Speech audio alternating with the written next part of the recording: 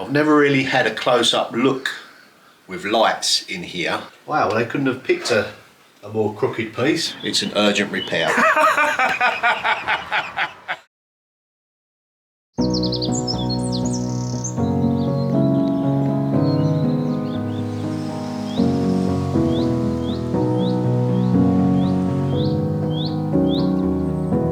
Hi everybody, welcome back to Sean's World. Now in this video I am pleased to announce that I'm going to be working in collaboration with Ecoflow. So as you know, I'm renovating one of my abandoned cottages. So to get me started on this exciting project, Ecoflow have sent me over the River 2 Pro battery unit. It's got a capability of 800 watts. Now that surges up to 1600 watt. So there's 4 ways of charging this unit. It can be charged with a car charger, mains, you've got the solar option, and you've got the USB option. So very, very versatile. They also sent me the bifacial 220 watt solar charger, which is a solar panel, tempered glass, so it's very good quality. This primary side does 220 watt charge. The reverse side does, I think, 150 watt. So if you've got it positioned and the sun comes up and over, you still get a charge from the rear. And I'm also very impressed on how portable it is. It comes in a carry case. It's about 10 kilos, so very easy to put up and very easy to carry around. So let's connect it up to the battery unit and see how much energy we're producing.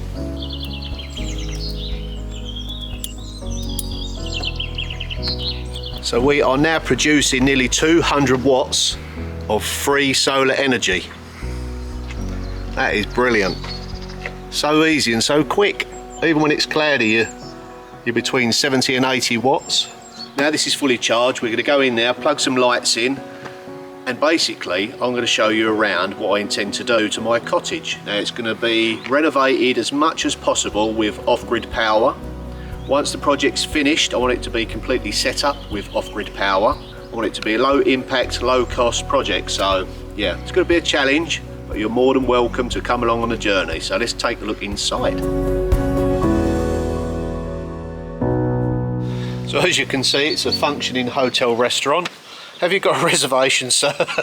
Well, come this way.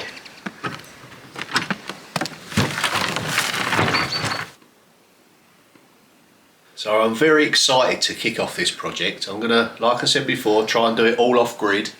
I've never really had a close-up look with lights in here. So now we've got some light, let's take a closer look at this beautiful open fireplace. Ah, that's interesting. There's a timber structure up the side of that. You wouldn't want the flames getting too close to that. So I think what I'll probably do with this is go with a wood burner option, then run a stainless steel liner so it keeps it nice and safe. But other than that, it looks okay structurally. A little bit of cracking in the side, but yeah. This has probably helped keep the building dry actually, because you've got good air ventilation coming through. Maybe a little bit of rain, but nothing too much. So yep, first signs are looking good. Right, now what should we have a look at? So looking at the main beam, this holds the whole top floor up. There's a little bit of worm in the floor joists, as you'd expect. The main beam itself is quite some size. It looks pretty good. Yeah, very rustic. Wow, well, they couldn't have picked a more crooked piece, but hey ho, it's done its job. And it looks pretty sound. I think I may need a new window. Yeah, oh, what's this? Some sort of marking instrument. A compass. Yeah. To trace circles. Yeah. I think this was used as a little workshop as well. I know the farmer used to keep some cows in here occasionally. No, not this one, it was the next one, wasn't it? Yeah, because this one's got steps. No, this was never used to put cows in. Yeah, this was his workshop. Right, there's something else underneath there, I think. Don't know what that is. I've found a few other instruments, measuring instruments in here.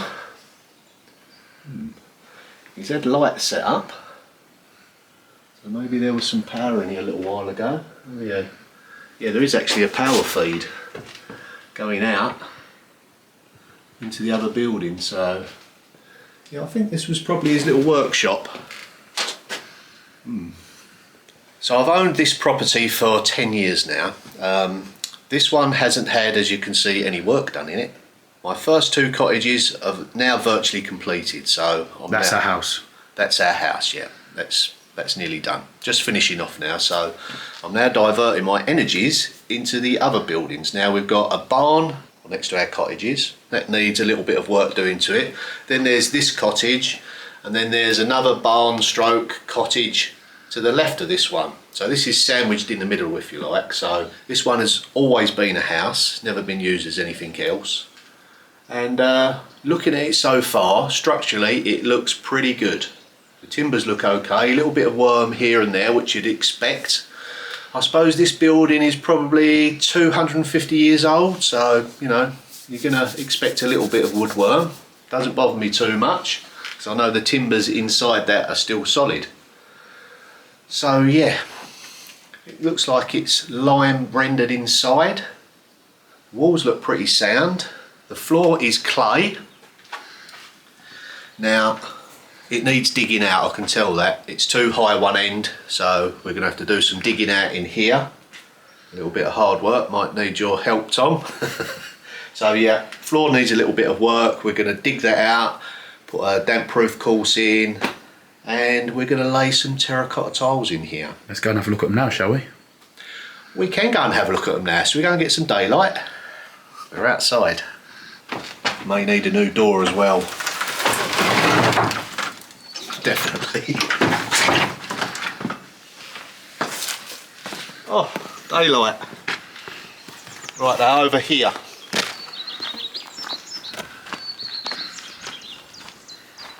Now these beautiful tiles are roughly the same age as the cottage. Now I helped Billy remove these from his convent kitchen. That's the Pevericks channel, and he kindly donated them to me, so thank you very much, Billy, very kind. Now I'm going to put them to good use, going to clean them up, and we're going to lay them in the floor in the cottage. So yeah, a little bit of upcycling there. So I've had a rough measure up inside. Now we may not have enough terracotta tiles to fit in the bottom there. So what For the whole floor? For the whole floor, yeah. So what I'm probably going to do is 1/4 of the bottom floor going to turn into a kitchenette, and we're going to use these tiles. Probably better suited for a kitchen. These also come out of the convent, so I'm going to put these to good use as well. So basically we've got enough material here to cover the cottage, the whole base of the cottage floor. So yeah, they was well worth rescuing. Brilliant. Keep the cost down as well. So I've got my lights, let's go and have a look upstairs.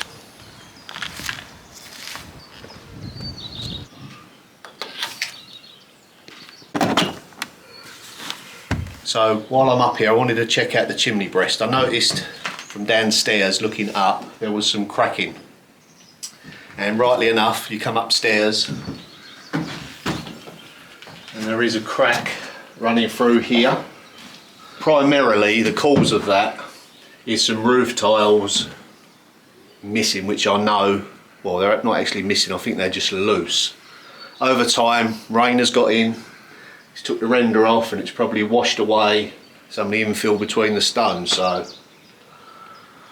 I'm actually glad that there's a hole in the roof there. I actually know what the cause is, so that can be easily rectified. Readdress these the tiles at the top and point this up inside and out maybe, and that will be okay. So yeah, structurally it's not actually a problem, but at least I know where the source of that problem did come from.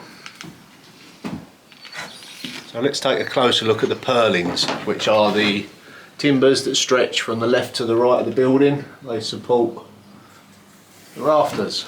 Right. Yeah, we've got some stonework missing up the top here. That's easily rectified.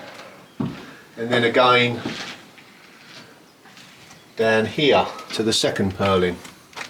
Once again, that's because rain and water is ingressed into the building and it just damages the fabric really, and then it starts deteriorating.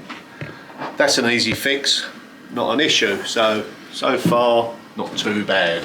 I may run a few extra timbers down on top of the purlins just to give the roof a bit more strength. Let's have a look at the A-frame. It all looks pretty good. Now in this project, I want to retain as much character as possible. Don't want to cover all the timbers up.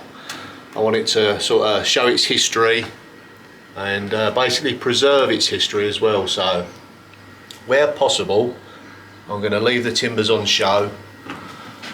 Obviously for insulation purposes and keeping it draft free, we will have to cover certain areas up, but that's to be expected when you modernise these ancient buildings. After all, it's over 250 years old, so yeah, we've got to move with the times as well, but just be mindful of how you do it. So Dad, I noticed there's this rather unusual long... Elephant in the room. Yes, this long beam that sort of goes across half of the floor. Yeah, it's a tie beam for the A-frame. I'm going to look into maybe removing a section of it. Depends if I can lock it into the walls because it stops the A-frame opening up at the bottom. Might be a few different methods that I can try with that. Depends on how the room's going to be laid out. Yeah, because it could make it quite difficult, you know, to get like a good configuration up here. Yeah, it kind of divides the cottage in two upstairs, if you like. We are going to have maybe some retaining walls coming down each side, just to give a bit more storage, versatility each side of that. But maybe the centre of this needs to come out. So I'll look into that and get back to you. Right, let's have a look at that wall behind you. So we've got a timber brace that's come off there. Not quite sure where that one's come from. This wall has got quite a lot of weight on it, and they've insulated it with clay, rand clay. Sometimes they put hair with it. It's called straw as well. Straw, yeah. Torshi, I think the yep, that's the word. Pronunciation is. Torshi. Yeah. Torshi, yeah. It's a good insulator, but it's really rather heavy. So I've got a problem in the barn next door. One of the A-frames, the other side of this. Now the base of it. What, this one literally just there? Yeah, the base of it that runs to the front of the barn. Again, water ingress.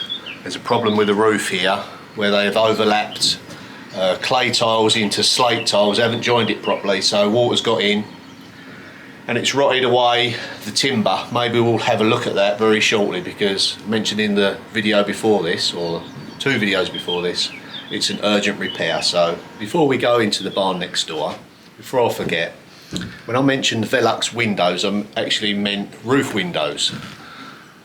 Modern versions of these, they'll be double glazed, there'll be 4 in total. There'll be 1 here, shining light down the footwell of the stairs. There'll be another one here, 1 in that quarter, and another one in this quarter here, which will be the upstairs shower room, bathroom. So 4 in total. Now it's going to need a lot of framing out, because as you can see, these timbers here aren't anywhere near square. So we've got a bit of cutting there and a bit more framework, and then I'm going to start lining out the underside of the roof with multi-couche, which is a silver reflective foil insulation. It'll keep the drafts out, and it reflects the sun out as well, so it stops it getting too hot in the summer, as well as insulating it in the winter. I've actually got a roll of that left over from a project, so I could get started on that very soon. So with renovation work, you always start at the top and work your way down. You do, really, yeah. You need to address the roof, make sure the roof's okay, the timbers. I mean, if you start at the bottom and then work the other way around, you're traipsing everything through after you've finished. You know, if you've got to come through downstairs to come up. So I always start from the top, assess everything, and then work your way down. Obviously, if there's something structural at the base, then you deal with that first. So yeah, looking forward to getting the windows in. That'll make it feel a lot lighter and yeah, more like a home or a house at this stage. So more modern, more livable. Yeah.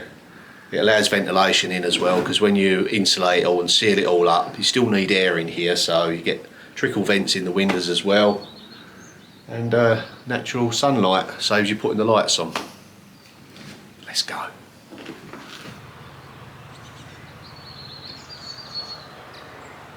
So above me here, where the two roofs join together, is the problem area. Water's got in there over the years and it's managed to snap the bottom of the A-frame. So let's go and take a closer look at that. So we're now in the barn next door to the cottage, and that hole there goes through to the cottage. So there's been a lot of water ingress over time. And as I pan up to the top here, you can see I've got an acro in position, and the bottom of the A-frame where it goes into that area there, the wall, has disappeared through water ingress. So that's something I need to address very, very soon. So as mentioned before, I need a new window, so I think what I'll do is run a tape over that, get some measurements written down, because sometimes you're out and about and you'll see, if you're at a vide grenier, someone's selling a window, or in the small ads, you know, if I can buy a second hand one that's in good condition, I will. Failing that, they're not too expensive to buy new, but I certainly need the measurement, so I'll grab a tape.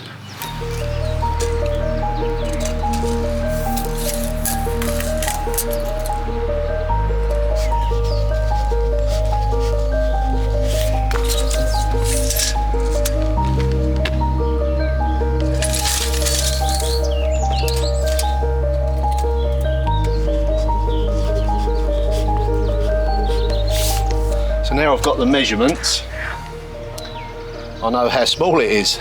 Now, with a property of this age, they're often very small, the doors. They was a little bit shorter back in the day.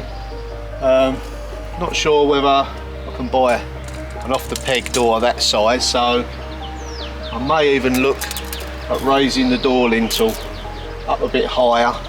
I think I've got some suitable stone lintels over there. Maybe have a measure up and see whether it's suitable.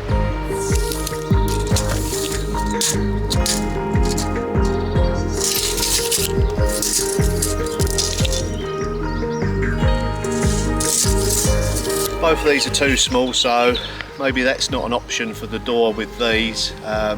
Could do it in oak, maybe in some of the outside barns, may have something suitable already.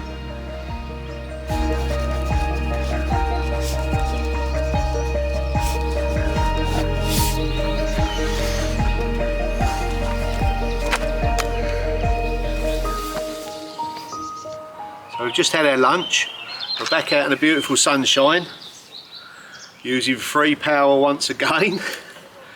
Before I forget, I want to address the, as with all houses, you have waste coming out. Now with this particular cottage, I plan to use a FOSS septique system. Now a FOSS septique system is an off-grid system. You've basically got a receiver for all your waste going in, your solids. That's then split into effluent water that comes out, goes through a filtration system, and then you have a leak off somewhere in your property.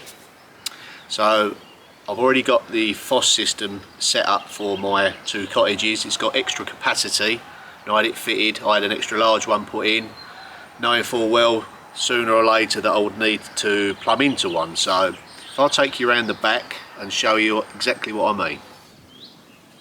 So beneath me is the big tank that collects all the waste from the toilets. It's called a toutes eau, which means all waters. It's from the sink, showers, everything comes into this first tank.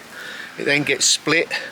The solids get eaten by bacteria. It's like an anaerobic reaction goes on in there.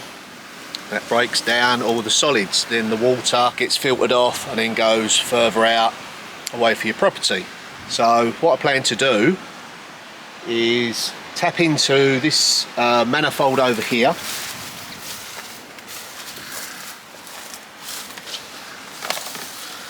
This is the existing outlet from indoors in my two cottages. 100mm goes straight into there. So what I plan to do, from that corner over there, run another pipe into here, and then all the waste effluent is completely off grid again. So yeah, really good system, and not too much of an issue putting it in place. So look forward to doing that. My water supply is just on the corner, situated on the corner of the cottage, so we haven't got too far to plumb fresh water in neither. So from that side of it, that's sort of taken care of. Won't be a major expense and a pretty easy installation. And it's all off grid. And it's all off grid once again, yeah. None of the waste goes off our land, it all gets filtered. So the exit point for all the water, once it comes out clean, is in this area here. Now I've planted this up with willows to take up any extra water. So it keeps this area really lush and well watered. And the willows absolutely love it, as well as the fruit trees. Water comes in, water comes out, waters your garden. It's a brilliant system.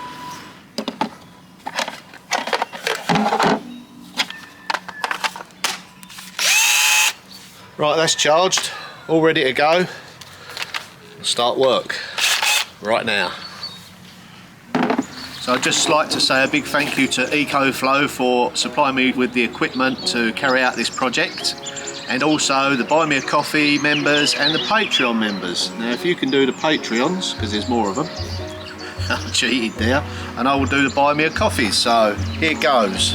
Glenn J. McGee, Damar Excel, Patrick Hempton, Patricia Ingledew, Julie Collum, Marja, Emily and Andy, Martha Likins, and Gloria J. Seabold. Now over to you. So we would also like to thank our patrons: Mark Coburn, San Ray, Lynn M, Linda Parry, Jane Parker, Heather Larnock, Becky Dorenkamp, Ken Case, Alison Metcalf, Trish Purden, Carter Jeffrey and Arnold Smith, Ali Wade, Erna Platt, Brenda McGee, Colette Retief, hi Colette, Leather Nevarez, Lynn Anderson, Penny Williams-Elliott, Ollie Lawson, Joyce Wagner, Stephanie Mills, Kathy Mann, Colleen Wolfe, Charmaine Toms, Ruth Decembrino, Sarah McGurk, Jark Haas, and Pauline Garthwaite.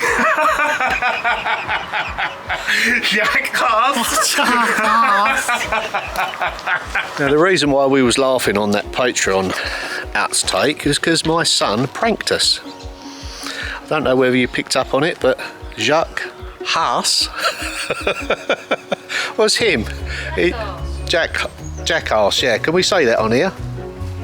Yeah. So, cheers mate, you got us. Thank you all very much. It's really supported the channel and helped me buy lots of new equipment. I've got a new Sony camera now. Big thank you to Ecoflow for supplying me with the equipment I needed to get started on this project. Thank you to everyone that watches, and I'll see you all in the next video. Bye for now. Bye.